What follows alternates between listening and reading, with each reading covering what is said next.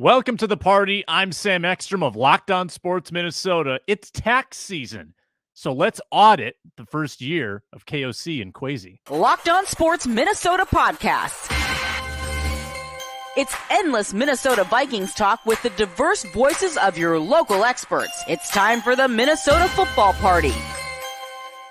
It's your guys hanging out talking next level Vikings football. So join in with Pro Football Network's Arif Hasan, Locked On Vikings Luke Braun, Superior Sports Talk's Luke Inman, and Vikings insider Sam Ekstrom, plus the biggest names in Minnesota football for the Minnesota football party. And it starts now.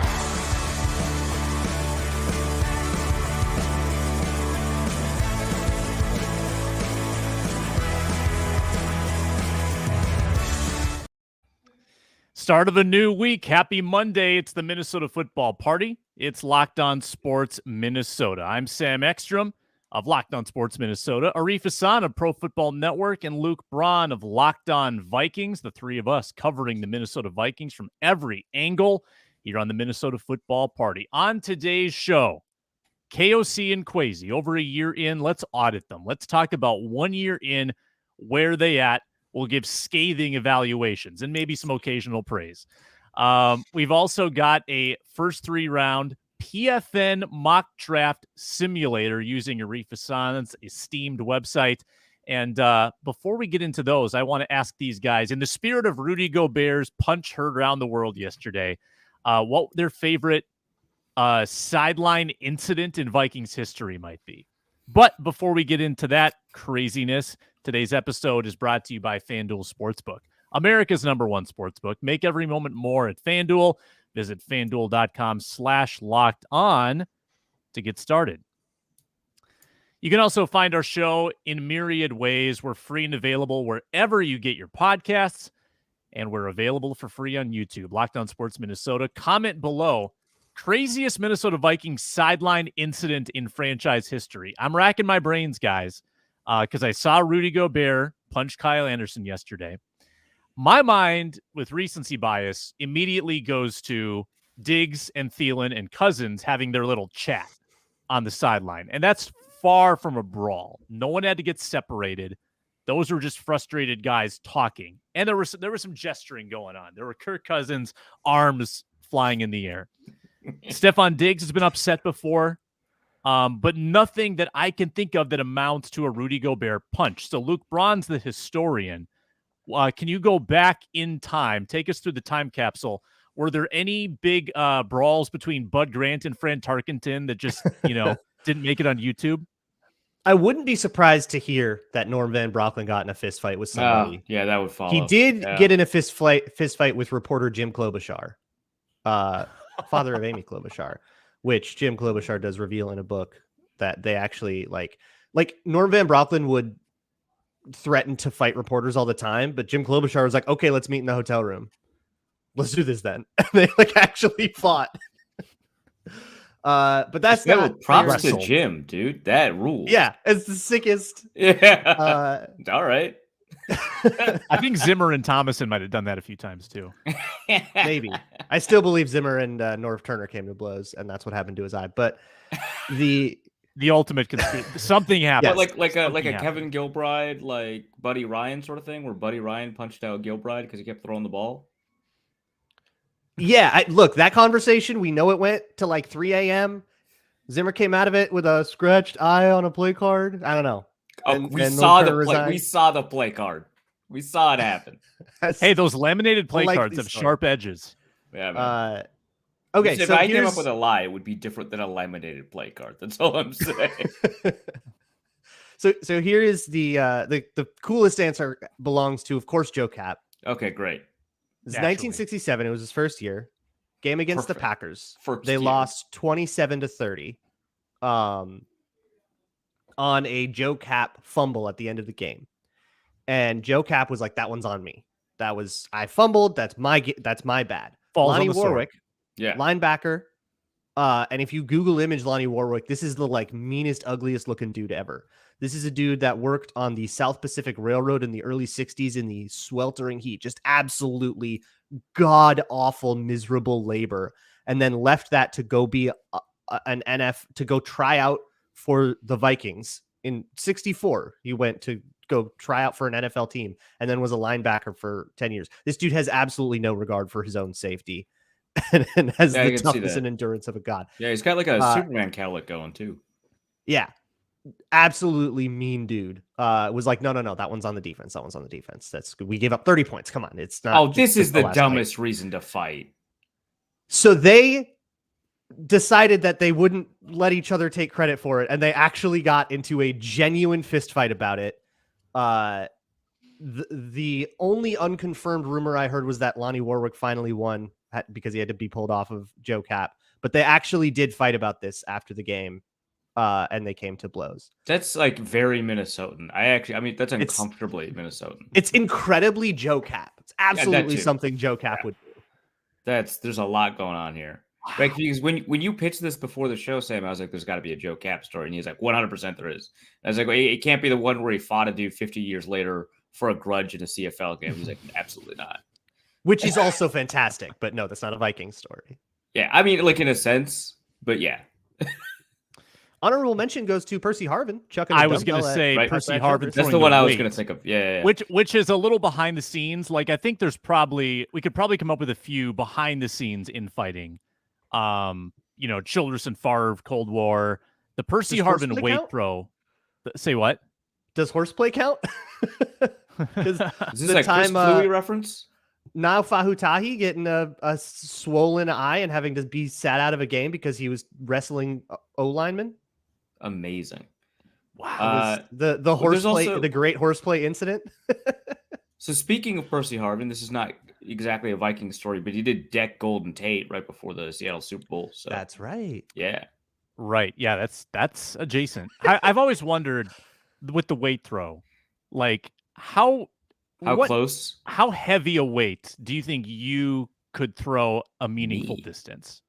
What's a meaningful distance? Like you're halfway across the weight room, and my goal is to have a reasonable chance of hitting you. No, let's say 5 yards. 5 yards, and you're trying to hit a guy and have him not dodge out of the way. It's somewhere between 5 and 20 pounds. I can answer that. Yeah, I was gonna say like 5. And it's not 20. It's probably not 20, but it's definitely more than 5. Like if I'm hucking, yeah.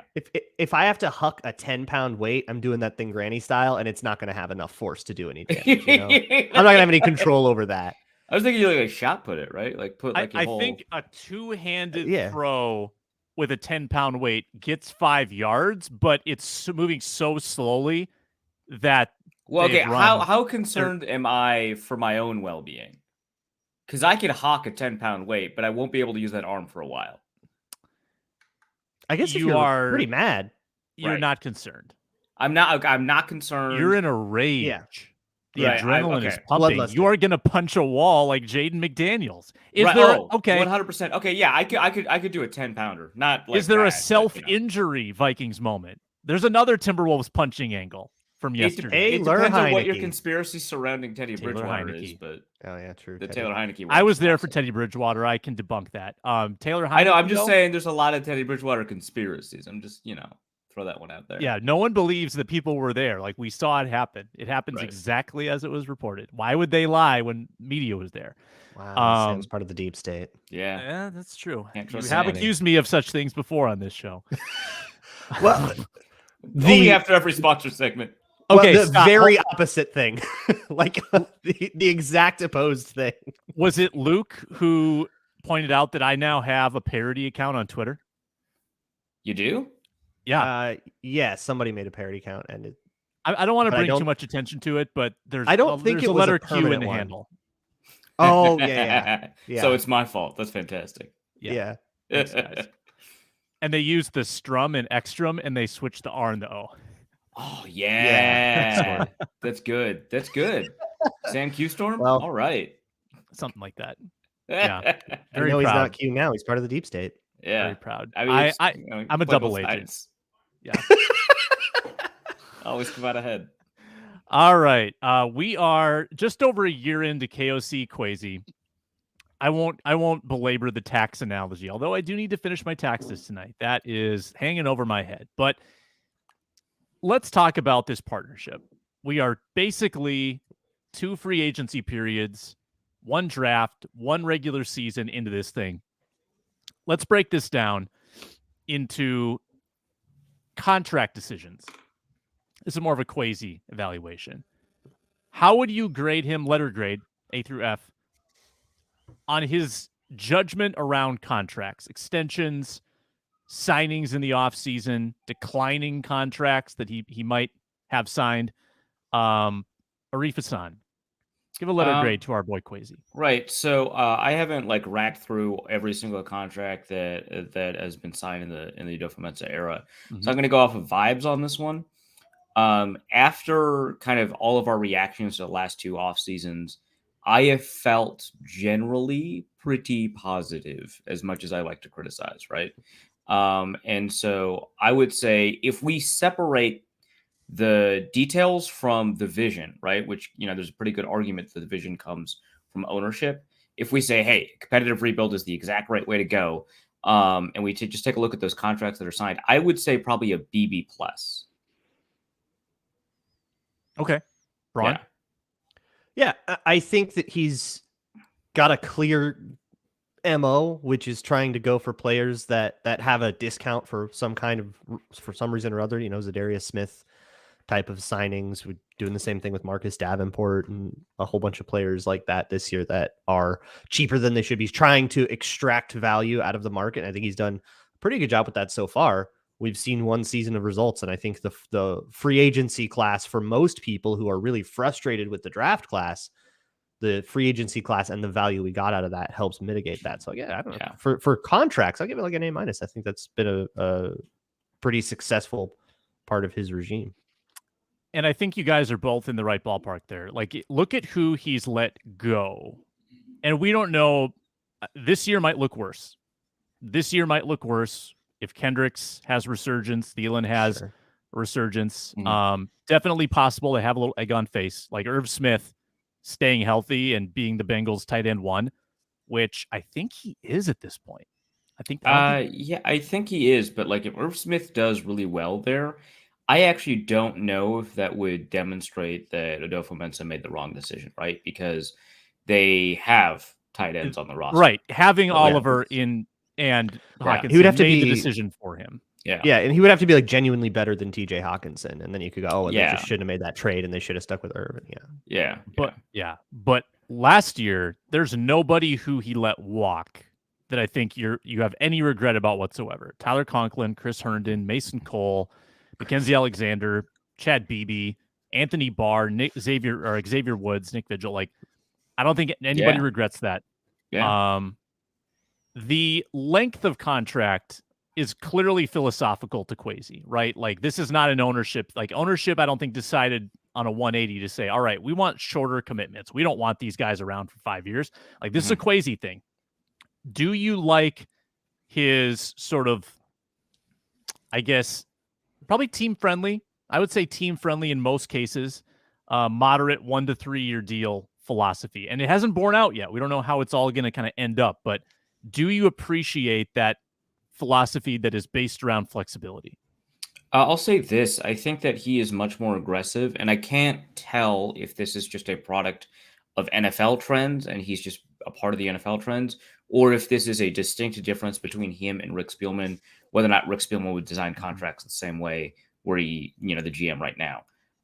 But the willingness to kind of kick the can down the road in terms of cap hits, I'm still a little wary of. Of course, we've seen a number of teams do it very successfully. Generally, teams are better off. I saw a really good argument on Twitter a couple of days ago that, and the guy worded it in a really pretentious way, so I think it didn't get as much traction as it deserved. But the point that this guy was making was that when you're borrowing money against the future, generally speaking, we, people or governments or whatever, are wary about that because of interest rates and having to pay back later. But in the NFL, you have a negative interest rate, right? Yeah. Because the cap is larger.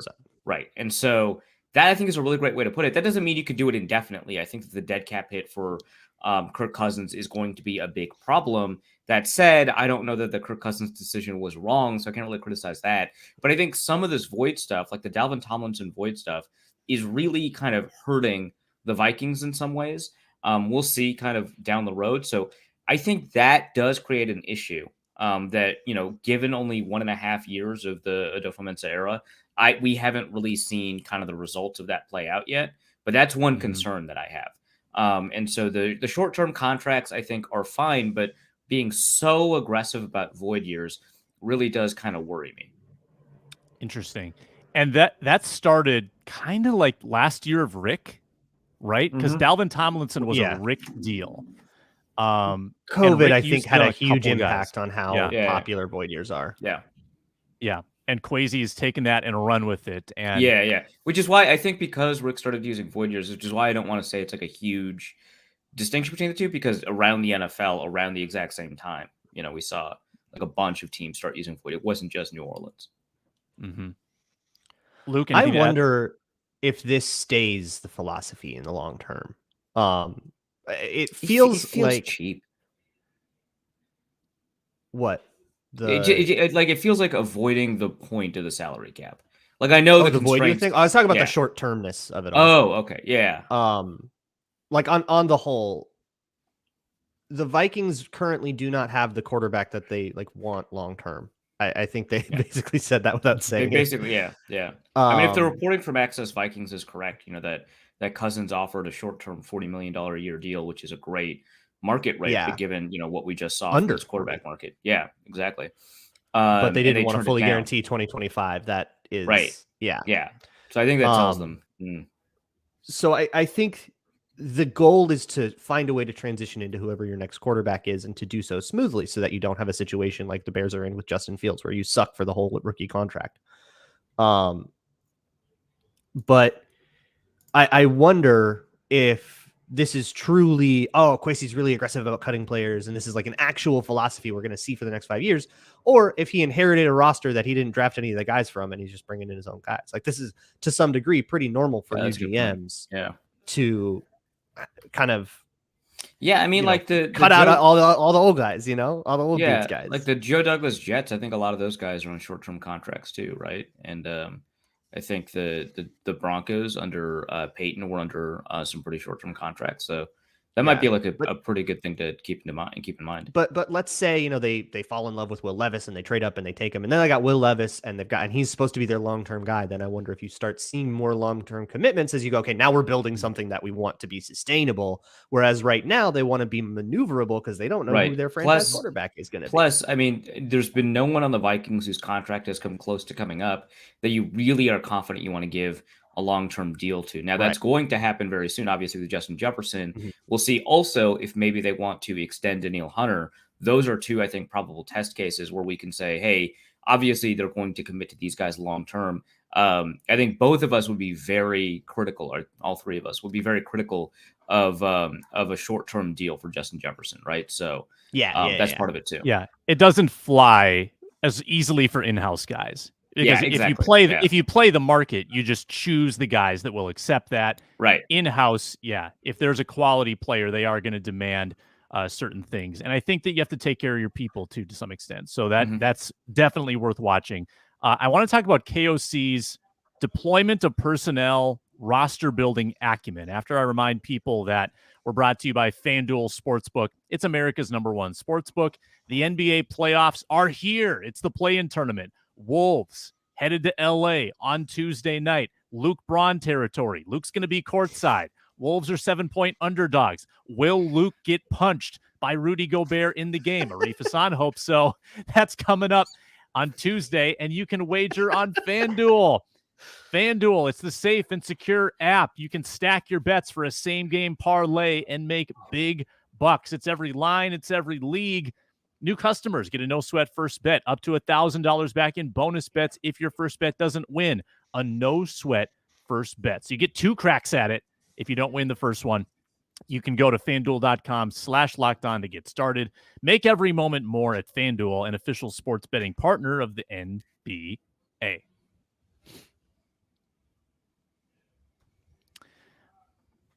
fairly praising of Kwesi in the last 5 minutes. Now, how about KOC? Deployment of personnel. That would include roster build out of training camp and the way he used his pieces during the year. Letter grade, Luke Braun. Well, I don't think he'd give himself a very good grade on this, considering the different approach that this offseason seemed to be taking. I think he's making a pretty big pivot from the 11 personnel kind of 2018 McVay approach. I'd probably give it like a D, and I don't think he would disagree. Yeah, that's harsh. I would have given it a B-, maybe a C+. But no, keep going. Sorry. Well, I guess he there was 1 year, and he's very unhappy with he is personally very unhappy with that year. Personally, I don't think it was a huge problem to be like a 3-wide team that had, maybe a little bit of a tight end rotation till you got a true tight end one in there.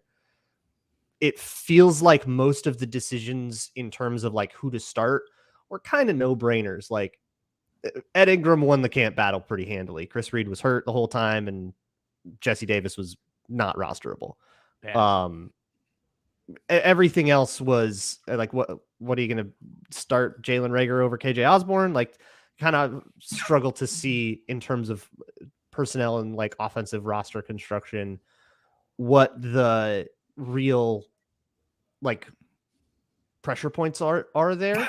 But I think the idea of being a super 11 personnel only, going for that illusion of complexity thing where it's a whole bunch of the same personnel, which makes it hard to read, but then trying to call different plays out of it.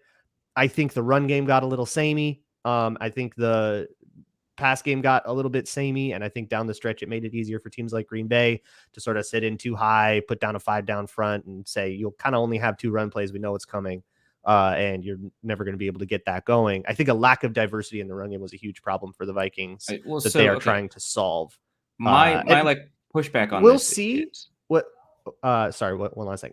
My take on this is going to be driven a lot more by how next year goes, because I think for a head coach in terms of this kind of thing, how you solve problems from year to year is a huge deal. But I don't think Kevin O'Connell's very happy with it. I think they're taking steps to major that, changes on both sides of the ball. It would appear. Arif, you said a B-.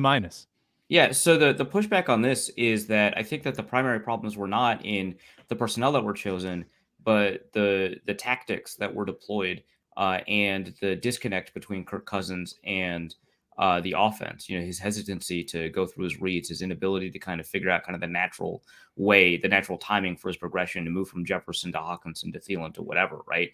One of the criticisms that we had of the offense, I think, throughout the season was that Adam Thielen genuinely was getting open and wasn't getting the ball. Right. And so that to me is not a personnel issue. That's a tactical issue either from Kevin O'Connell or a disconnect issue between Kirk Cousins and the way that Kevin O'Connell wants the offense to be run. So to me, the issue was not, who they were putting out there, how they were putting them out there, but rather how the plays were being executed and how the quarterback was being taught. Right. And I think that's fine. I think that's kind of worth discussing. Yeah, I think there's some issues with the run game. I think primarily the issue in the run game was not the lack of diversity.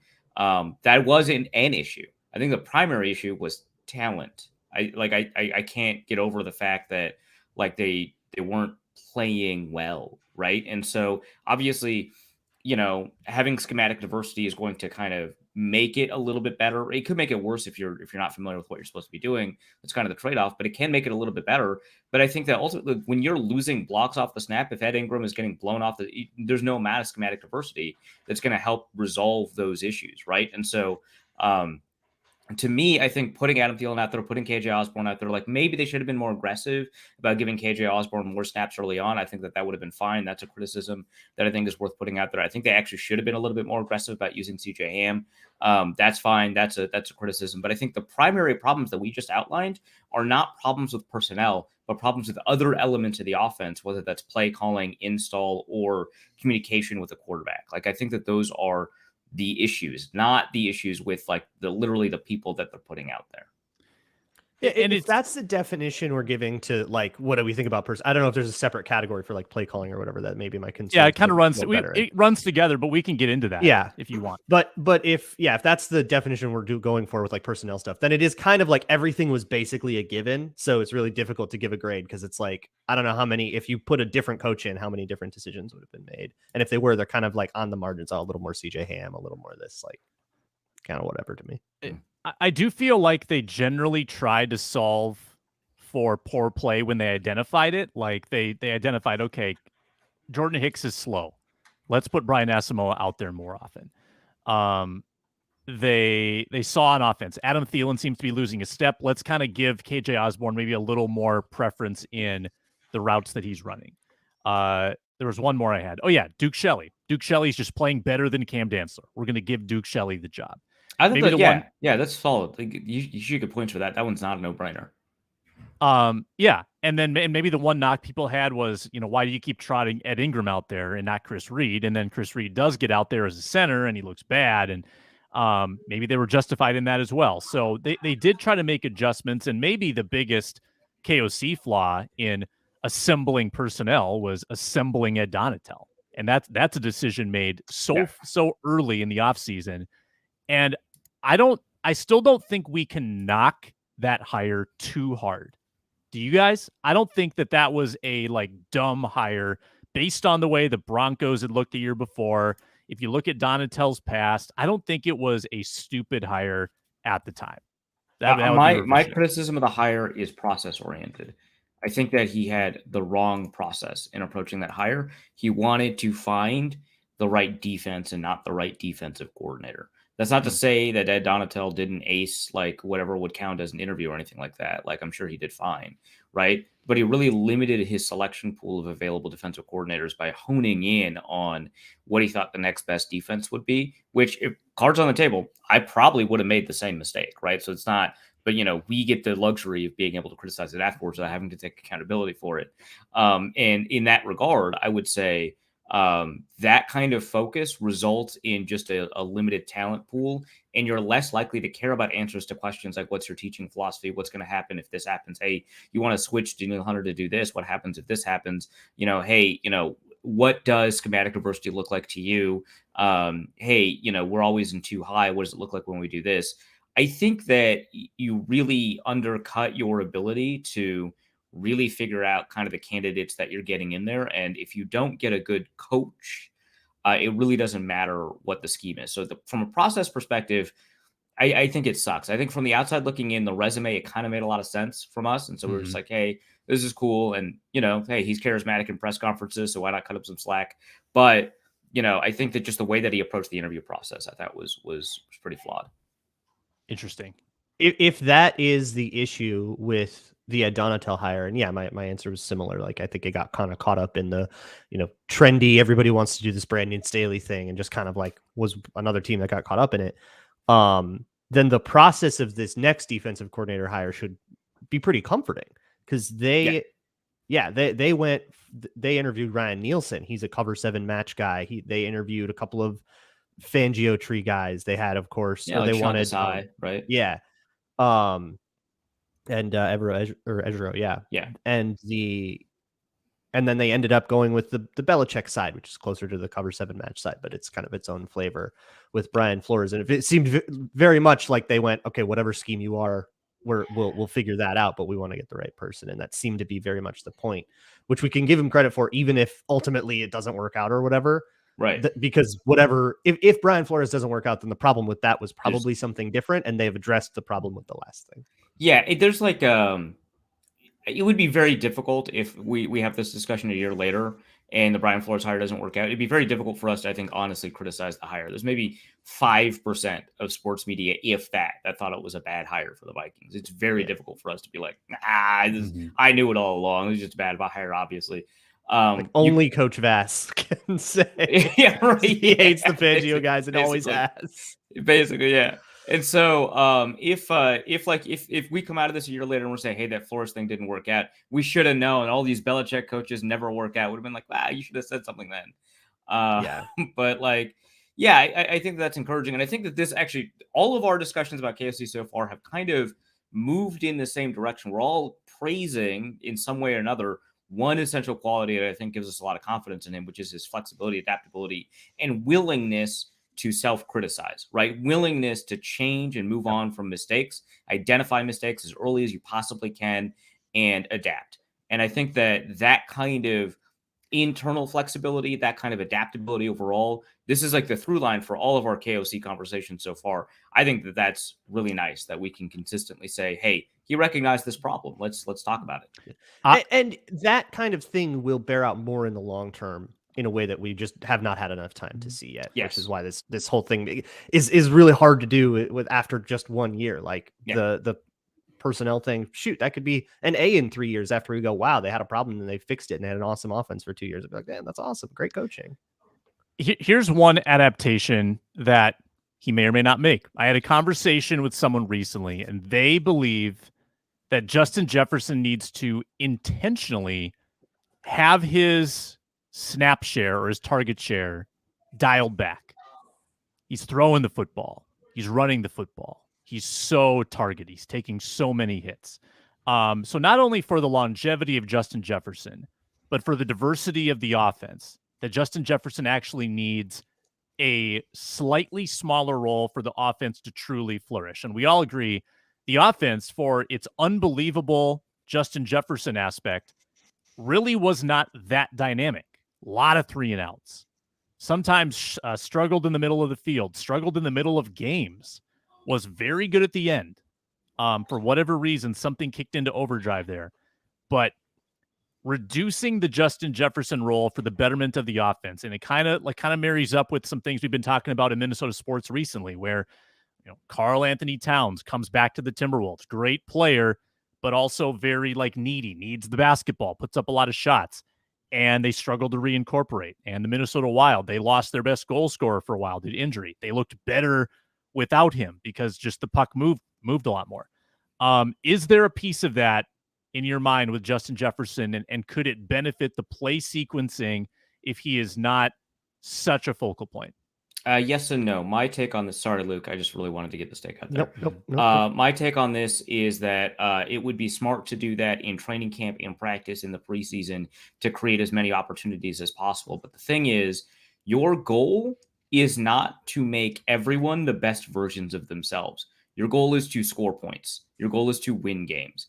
And it is always more likely that you're going to get more yards, score more points, win more games when Justin Jefferson is on the field than not. And the thing is, for most players, most of the time, I actually think that this is probably a good idea because of wear and tear, because of flexibility, because of adaptability, because you have the ability to show new looks and stuff like that, because reducing a player's snap count generally tends to make them more effective in the snaps that they're in, and you have to find some balance. But the problem is, with this particular conversation, is that with Justin Jefferson specifically, we have not found a ceiling. And so for us to be able to say we have to reduce his snap share so that in the snaps that he's in, he's more effective, it's like, well, he was the most effective per snap dude in the NFL anyway. So that's not going to be it, right? And I understand forcing the offense to adapt around him to create a better structure that he can play off of. That's a little bit different than what I just described and what you were describing. I get that. But the problem is, whatever offensive structure that you create, you can't map Justin Jefferson back onto that because defenses will change what they do as soon as he's on the field. And so there's not as much that you can do. Yeah, I would have loved it if Kirk Cousins was forced to throw to Adam Thielen more often. I would have loved it if KJ Osborne was more of an issue for opposing defenses. And maybe we would have seen that more often if Justin Jefferson wasn't on the field. But the problem is, he's your first read and he's open.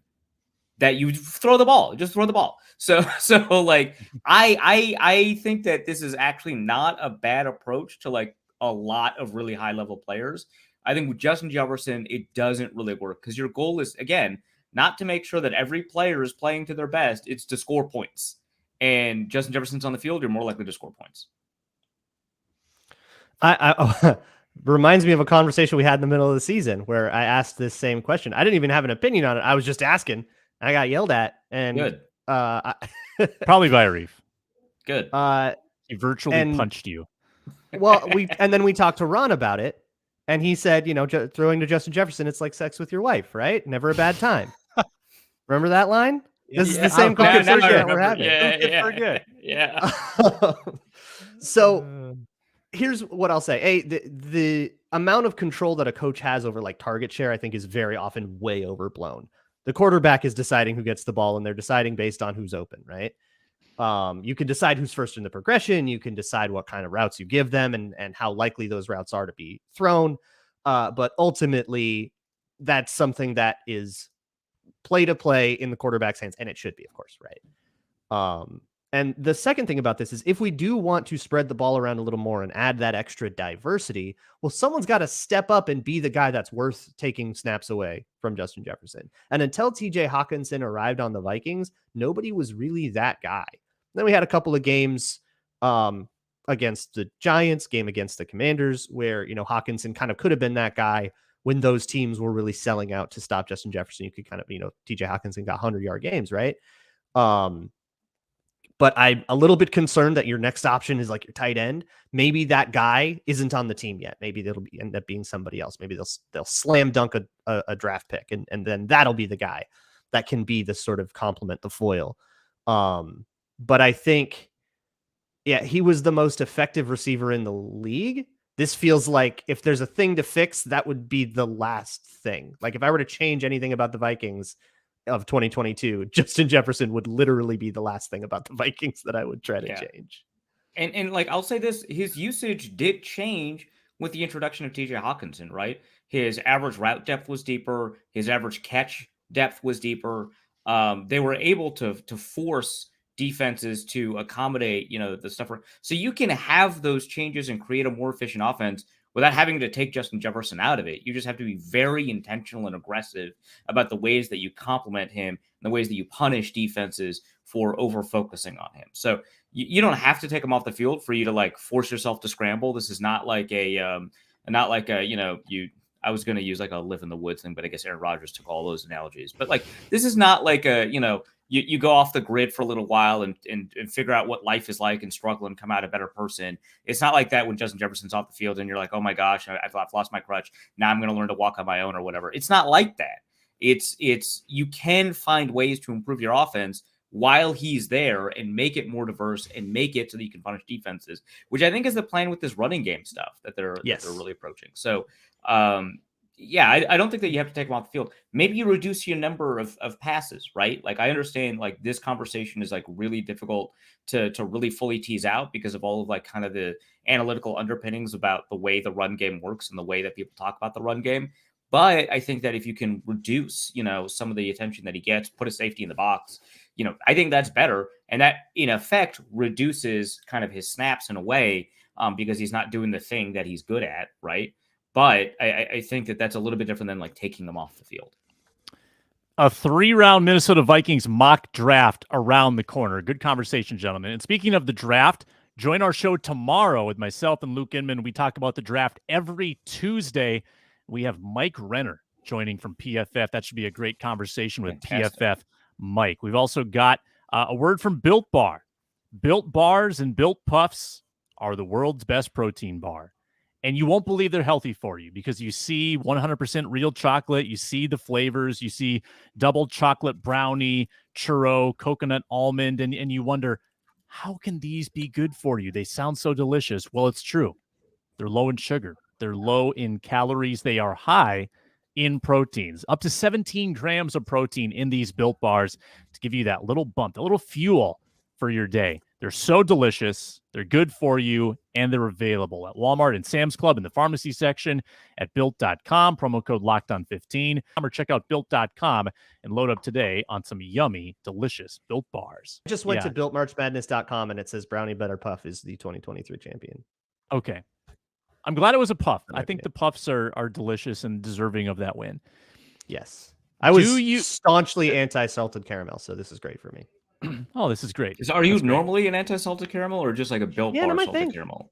Really? That's rough, man. That's you're incorrect. Probably. If you're watching on YouTube, you see on your screen the nifty, intuitive, easy to use Pro Football Network mock draft simulator. As you can see, this very second, the picks are flying off the board. We're picking for the Minnesota Vikings at 23. All QBs gone by 7. That's incredible. Addison, well, no, Hendon Van Hooker's Ness, still around. Porter, What are you talking about? Robinson. All viable starting quality quarterbacks. Oh, okay. We got a trade offer. Johnston. Yeah. A trade offer. Oh, this rocks. This is a great trade offer. This is like an almost broken trade offer. Right. We're moving back 2 spots and turning our 3rd rounder into a 2nd rounder. Yeah. Slam that. Yeah. Just to move down 2 spots. Accept this. Right. I like love if we Pro wanted to Football think about Network's this. If simulator. we wanted to think about this, right, real quick, if the goal is to get the Vikings a starting quality cornerback, you take a look at who's left on the board. Don't close out of this, Sam, because I think it ends the trade.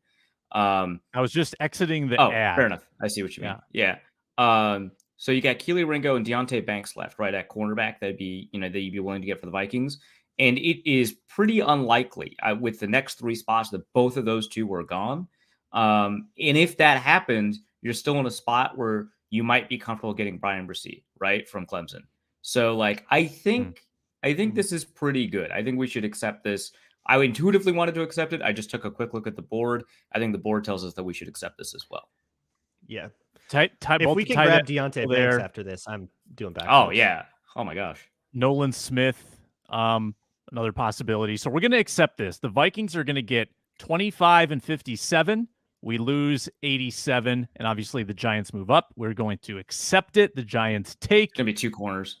Deontay Banks. We got okay. Kwesi's wheeling and dealing. I don't. Okay, so this one is in theory kind of interesting, but I actually don't love it because you move from pick 25 to pick 45. Yeah, I don't want to move down to the 2nd round. Yeah, I mean you would get a 2nd rounder, but like I don't want it. All right, so we're gonna answer is this Gutekunst calling? Is that who would call? Yeah, that's Gutekunst. Yeah, Goody. Are we sure it's not Aaron Rodgers still calling? Yeah, right. By the way, have you heard the rumor that the new, like, sort of the heel on Ted Lasso this season is based on Aaron Rodgers? That's fantastic. If you look at him, it's very obviously that he's based on Aaron Rodgers. Man bun, I can't wait philosophical dribble. Man bun, weird new age nonsense. He looks a lot like I'm very so clear. excited for this season. I'm so excited for this season. Zava. All right. We're going to reject the Packers trade offer. Yeah, get out of there. And we are going to select one of Brian Bresee, probably not the tight ends, unless you want to go that way. Nolan Smith. Nolan Smith, I would not hate. What wideouts are available? Yeah. If you can just click on offense and you can click. Oh, we could get Zay Flowers. Josh Downs. There's I like these guys. These are guys that I definitely would want to take a little bit later. One thing I want to take a look at, though, is with our 2nd round pick, we might be able to grab cornerback, right? Let's take a look at that defense tab real quick and see what cornerbacks might be available for us. Click corner. DJ Turner, Clark Phillips. Undersized Clark Phillips, Emmanuel Forbes. Julius I feel Brent. okay. Yeah, this isn't bad. I would avoid Eli Ricks, though. That's just not my guy. Not your guy. I like Jalen Jones a lot. I don't know. It might be a little overkill to take him with 87. Well, maybe not. We'll see. Well, we have 57 now. Yeah, we've got 57. Oh, so I don't think it's going to come to that. Yeah. I really like Zay Flowers here. There's even rumor that some teams have him as the number 1 receiver. I think we were just talking about a guy that complements Justin Jefferson. He is tailor-made to complement. Yeah, I prefer Zay Flowers to Jalen Hyatt because of like the offensive experience. I'm really hesitant about that Tennessee offense in basically every respect. I think that Jalen Hyatt's testing also gives us a little bit of a concern. I'm going to second the Jay Flowers thing. I think that it's probably too early to take an offensive lineman to compete with Ed Ingram, even if you took a tackle, whatever. We don't want a tight end. Nolan Smith is really interesting. That's the other guy. But I would prefer Zay Flowers, even though by this board it seems to be a decent overdraft, not like a huge one. All right, I'll break the tie here. Actually, I don't even know if it's a tie. We both want Zay Flowers. We all like Zay Flowers. Okay, yeah. Zay Flowers it is. Sweet, fast, gadgety, electric. Zay Flowers at 25. It's locked in. Bresee is gone. Kincaid, the tight ends are gone. We're into the 2nd round. Hyatt, Downs, Ojulari, other receivers. Duke Uzama, Harrison. I'm doing the play-by-play. Right. Jones, Jack Campbell. All right. Adebawore, John Michael Schmitz, Gophers, Simpson, Washington, Turner, White, Sanders, McDonald IV. I know my Roman Phillips numerals. falling. Skinner, Hall, Come on. Musgrave, Duncan, Forbes, Tillman, Mauk, Sewell, Johnson. Okay, I think we got him. I don't want to take this one. So this is a trade from pick 57 to pick 98. We would pick up pick 111, a 3rd round pick, and a 6th round pick. A future 3rd round pick and a future 6th round pick. Sorry. And this is also it's way too far. This is a 3-round mock. So we would so we wouldn't have any fun. Yeah. We want to have fun. So let's say no. This. So Luke is honed in on Clark Phillips. Yeah. I am so concerned. I get it. Best cover corner probably in the NCAA last year, right? Certainly the best cover corner of the Pac-12. He's not even 5'9". Like it's listed right there at 5'9". He's not even 5'9". He was 5'9" flat at the combine, but yeah. Yeah, this is tough. Athletic score 5.58. What was he sufficient in? Let me take a quick look at my because if you're going to be that small, you got to make up for it. Yeah. So when I watched him, that was like the thing on my mind was like, okay, can I see him being small? I saw when he was tasked with redirecting. I thought he did all right with that. In the run, he is absolutely a non-factor, and if that means that you don't want that cornerback, then okay, he's probably just like off the board. Oh my God, Kalajdzianski's still on the board. Well, yeah, I don't think I was scrolled up all the way. Cansey, boy, Cyrus Torrance, what do you think about that? Yeah, that. But when I watched him, it was like, can he do stuff that outside corners do, which with physicality, like influencing receivers? And I came away at least all right with his ability to do that, if not like pretty impressed for his size.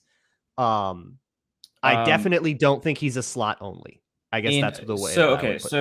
It's not gonna not be a thing. Like it's not gonna not like when he's got to go try to beat a guard in the B gap as a slot corner. Like it's not gonna not show up.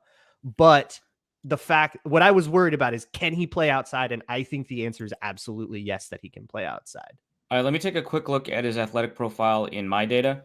Because I've got 2 sets of data that attempts to predict based off of athletic scores, both for shorter corners and for longer corners. So I will say this: his arm length also is a concern. His intuitiveness and so outside of the athleticism stuff, his intuitiveness for coverage and understanding concepts is elite. It's incredible. I love it. But the number of corners that are below 5'10" that have succeeded on the outside is really, really low. I'm thinking of players like Amik Robertson, who were phenomenal. I mean, Amik Robertson was taking down Cullen Johnson, a 6'5" wide receiver from Texas, ended up becoming a Jaguars receiver, and he was just beating him, right? Amik Robertson is just not that good, and he's actually better on the outside than he is on the inside, but he's just not that good. He ended up turning out to be a pretty good, I think, 5th round pick, maybe a 4th round pick, but he's not somebody you would have been happy with his performance in the 2nd round. And this, I think, kind of consistently happens with these younger or these smaller corners, not younger. Your hope is that he turns into a healthy Jason Verrett, who's also kind of a smaller corner that had health issues. That was really good when he played. I am so concerned about this. I think I would prefer Kalajdzianski, another undersized player, but as somebody who I'd be more comfortable taking round 1, whereas Clark Phillips to me is a round 3 guy. So we're probably not going to get him in round 3, right? I understand that we're punting on a lot of guys. We did take a look at that cornerback group that would be available in round 3, and I actually don't dislike it. I know you're looking at Hendon Hooker right now. Get out of here, Sam. Aggressively waving the We're cursor. talking about good players today. We're talking about good players. Start on NFL teams. Look, if Hendon Hooker's actually, there Marvin Mims is another crush I have, but anyway. Yeah, but we just got a receiver. I know. I would prefer Kalajdzianski.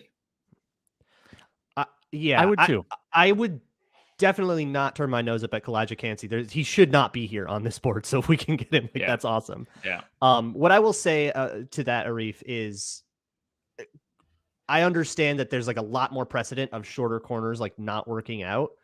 And I think that's why that has to color your analysis of Clark Phillips, because you have to be looking for, can he do that stuff?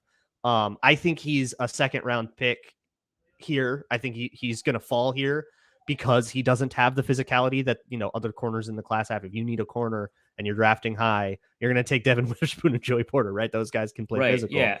But I still think outside of that Clark Phillips as CB6, I'm okay with that physicality as a flaw, but I think it's important to characterize the flaw as, all right, he's struggling with physicality. He's not getting, crazy influences on his press jams because of his reach and stuff, rather than characterizing it as small corner and small corners. Here's their historic I'll say precedent. this, based off of his particular skill set and how he specifically plays, if the Vikings were running a zone dominant scheme that did not ask its nickel corners to blitz all that often, fine. That would be fine with me. Here, we're asking a guy who runs a 4-5-1 to be in a man coverage scheme or to blitz, right? That's tough, man.